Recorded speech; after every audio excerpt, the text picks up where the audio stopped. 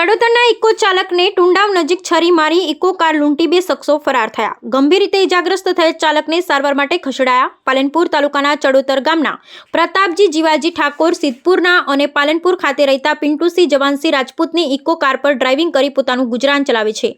ત્યારે તેઓ eco car number GJ24 કે 8632 લઈ રોજ પાલનપુરથી સિદ્ધપુરના શટલ ફેરા કરતા હોય અને પોતાની ઇકો કાર લઈ અને પોતાના ધંધાર્થે નીકળેલા હતા. ત્યારે સિદ્ધપુર દેથળી 4 રસ્તા ખાતેથી કામલી ગામની વર્ધી માટે અજાણ્યા શખ્સે તેમની ઇકો કાર ભાડે કરી ને ત્યારબાદ તેઓ ઇકો કાર લઈ અને 2017 ને બેસાડીને કામલી જવા રવાના થયા હતા. ત્યારે ટુંડાવથી અમુક ગામ તરફા 2 અજાણ્યા ઈસમોએ ઇકો કારને રોકાવી ઇકો ચાલક પ્રતાપજી ઠાકોરને છરી જેવા તીક્ષ્ણ હથિયાર પેટના ભાગે અને મોઢાના ભાગે ઈજા કરી 2.5 લાખની કિંમતની ઇકો કાર અને 2000 રૂપિયાનો મોબાઈલ લઈ અને ફરાર થઈ ગયા.